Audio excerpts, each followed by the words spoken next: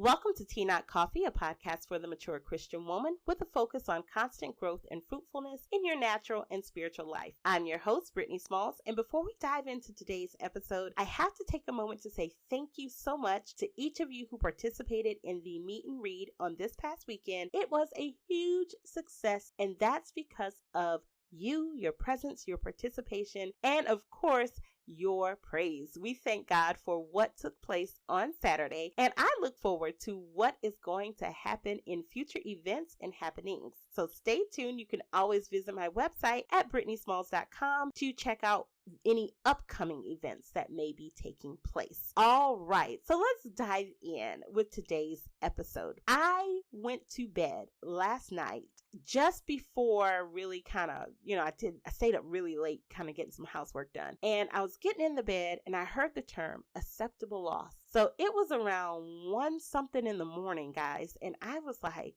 huh? So at this point, I'm thinking, what are we talking about here now? Like, wait a minute. So I went to sleep. I woke up this morning, took my daughter off to school, and I came back home and it sat with me again. Acceptable loss. And I began thinking about, okay, God is going to go after that one, right? We try our very best in the kingdom to not let anyone slip through the cracks, right? Heaven rejoices after that one. And I was going to rock with that, which we are. But in that same chapter, he directed my attention to begin at the first verse. So let's do this. Let's go to Matthew 18. And this is going to be 1 through 14. And I'm going to start here. It says, and I'm reading from the King James Version. At the same time came the disciples unto Jesus, saying, Who is the greatest in the kingdom of heaven? And Jesus called a little child unto him and set him in the midst of them. And he said, Verily I say unto you, except ye be converted and become as little children, ye shall not enter into the kingdom of heaven. Whosoever therefore shall humble himself as this child, the same is greatest in the kingdom of heaven. And whoso shall receive one such little child in my name receiveth me. But whoso shall offend one of these little ones which believe in me, it were better for him that a millstone were hanged about his neck, and that he were drowned in the depth of the sea. Woe unto the world because of offenses, for it must needs be that offenses come, but woe unto the man by whom the offenses cometh. Wherefore, if thy hand or thy foot offend thee, cut them off and cast them from thee. It is better for thee to enter into life halt or maimed, rather than having 2 hands or 2 feet to be cast into everlasting fire. And if thine eye offend thee, pluck it out and cast it from thee. It is better for thee to enter into life with 1 eye, rather than having 2 eyes to be cast into hell fire. Take heed that ye despise not one of these little ones, for I say unto you that in heaven their angels do always behold the face of my Father which is in heaven. For the Son of Man is come to save that which was lost. How think ye? If a man have 100 sheep, and one of them is gone astray, doth he not leave the 99 and go after it into the mountains and seek that which is gone astray? And if so be that he find it, verily I say unto you, he rejoiceth more of that sheep than of the 99 which went not astray. Even so, it is not the will of your Father which is in heaven that one of these little ones should perish. So see, I was going to rock with that verse. Like, you know what? It is not God's will that anything be lost here. We're going to go after it. We're going to keep us. We're going to preach. We're going to teach. We're going to pray, prophesy. We're going to do all the things because it's not God's will that one perish. And God was like, begin at the beginning. So when I was reading it, as I just did, y'all, I reread it like at least twice. And it was an immediate illumination to my understanding. Let's go to verse 8. In verse 7, he starts to talk about the offenses, but he says in verse 8, Wherefore, if thy hand or thy foot offend thee, cut them off and cast them from thee. It's better for thee to enter into life halt or maimed than having 2 hands or 2 feet to be cast into everlasting fire. In verse 9, he says, if your eye offends thee, pluck it out. It's better to go into life with 1 eye than 2 and be cast into hellfire. Now, this kind of language it sounds like Jesus is right ready. Okay. He's like, I'm not playing any games. Okay. And I mean what I say. We can do this, And as I looked at that scripture and I went to my commentary, and I gotta read this for you guys because it immediately illuminated my understanding. In those two verses in particular, Jesus is saying, get rid of it, right? Do what you got to do. Now, for those of you who don't know what acceptable loss is, it's often heard as a military term. Some may hear it if you're, possibly law enforcement. I'm more familiar with hearing it as a military term. And so acceptable loss is often used when there's a casualty or when great damage has been caused or destruction or something of that nature, and it's been caused by the enemy that is considered minor or tolerable. Now, minor, again, it can be casualties. We can often already assume that's no minor thing. Somebody's dead, right? Or they just destroyed an entire hospital, an entire, city block, right? Or whatever the case may be. Those don't sound like minor things, but it's considered minor or tolerable in regards to the mission. And let's put into, I guess, because, being that I'm somewhat of a military brat, I guess you can say that.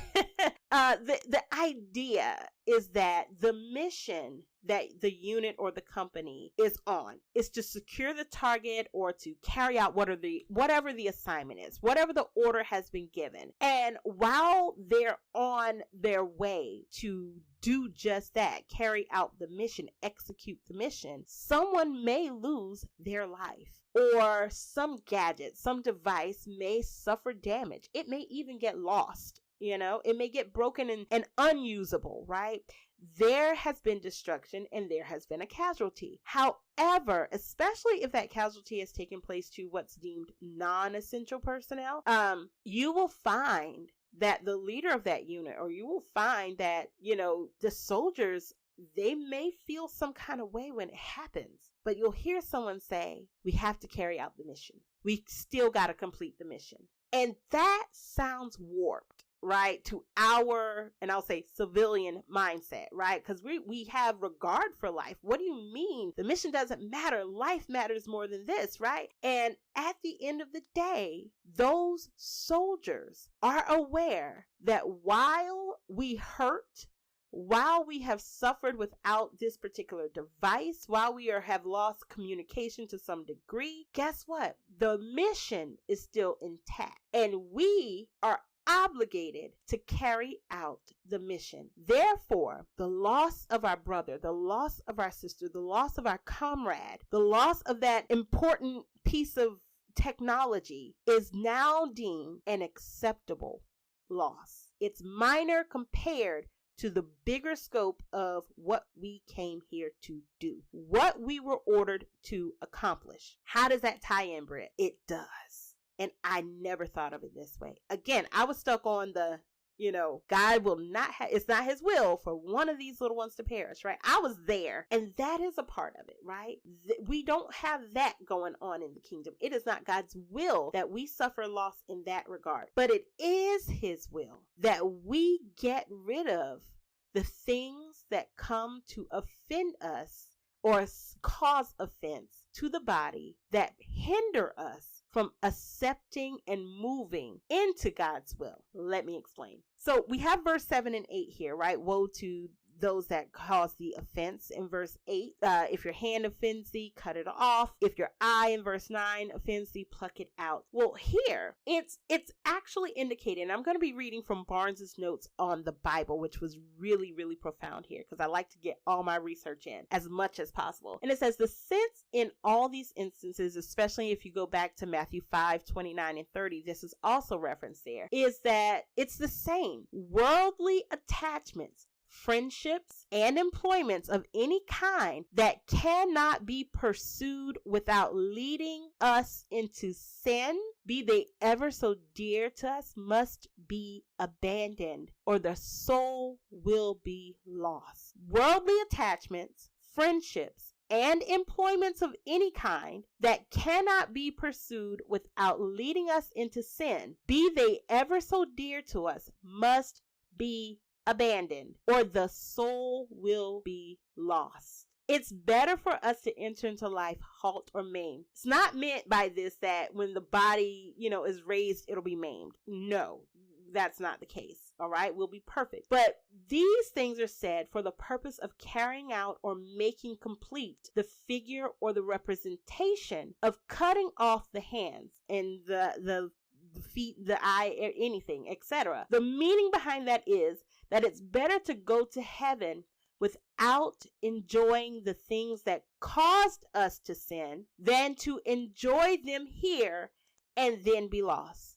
We can have an acceptable loss. We in our life must have acceptable loss. I thought it was so wonderful how Jesus says in verse 7, woe unto the world because of offenses. And he says, for it must needs be that offenses come. Guess what? There are going to be opportunities in which sin is made accessible, available, present, and at times unrecognizable as sin. And here is the thing. If you are finding yourself in a position to enter into an action, an activity, a relationship, and of any kind, an employment situation, whatever it is, whatever the attachment, as Barnes notes in his commentary, guess what? Cut it off. Because it's better to enjoy heaven without ever experiencing those things than to risk experiencing those things and not enjoy heaven. I said, whoa, that's an acceptable loss. Jesus is saying, guess what?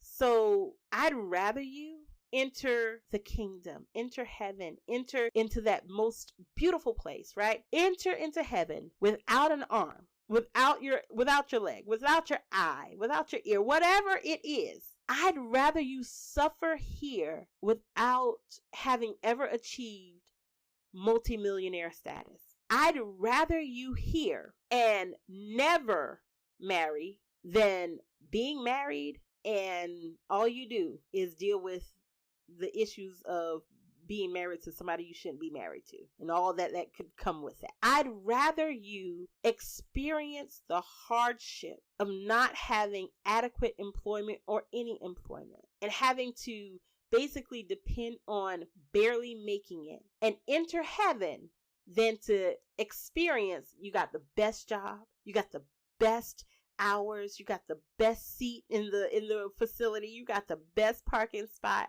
but it comes at a cost. Now that sounds very like, well, wait a minute, Brittany, like, come on, give us a break here. God will bless us with those things. We've gone through this. Absolutely. But the issue here is the sin part. We're not talking about the actual blessings of the Lord, because the Bible declares the blessings of the Lord, he maketh rich and he addeth no sorrow to it. So there won't be sorrow when it's actually a blessing of the Lord. But this verse, these couple verses here are actually talking about those who are thinking that they can pursue the world and still have heaven as their home. And here's the terminology: pursue the world and still have heaven as their home. Jesus is saying, don't risk doing what you want to do. And then, how some of us used to be, well, I'll wait to get saved when I'm 35, or, have any of you ever said that? Oh, I got forever to do that. Tomorrow's not promised. So here Jesus is saying, don't even risk it. Cut it off. Because it's better for you to have an assurance that you're going to be in heaven without your arm, without your eye, without your leg, than to play around and be here be here on earth thinking heaven is your home. And you have to hear those words. I never knew you. Depart from me. That would be awful. It would be the tragedy of tragedies. I'm sure there are many people who have not been willing to experience an acceptable loss. cutting off those things according to what we understand an acceptable loss to be, it might not feel good. It might slow us down. We might have to process what this really means.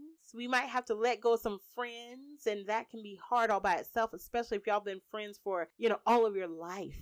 You might have to make some uncomfortable decisions, some life-altering decisions. But that's exactly how Jesus is talking to us. This is life-altering. It is not supposed to be temporal. It is not supposed to be in the moment make you feel good about it. Oh, yay. I did that. Now I'm just so blessed. Being that I have seen amputees, I have watched many things on it. I'm trying to just immediately recall. I don't think I actually ever been with someone while an amputation was taking place, or there to accommodate them, I guess I should say.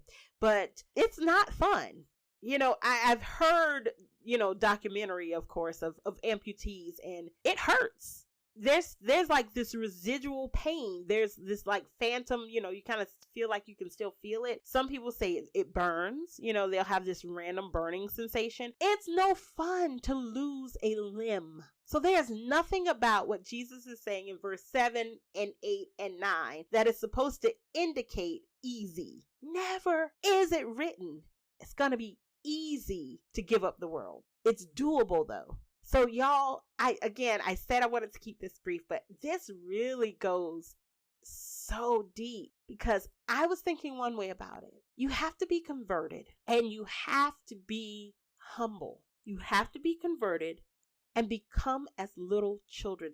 That's the literal verse that summarizes how you're able to take on an acceptable loss. Because I get converted. And then once I'm converted, I take on the form as a little child. And Jesus already lets us know in the scriptures in verse 10, he says, I say unto you that in heaven, their angels, referring to the little children, do always behold the face of my Father, which is in heaven. That means those angels got some heavy authority to be before his face always. So he's going to be listening to those angels on behalf of those children. And we are his children once we be converted, once we become like little children, and once we accept the acceptable loss. It's going to hurt. It doesn't feel good to let people go, to say goodbye, to move on from a job that you've been at for practically all of your life, your adult life,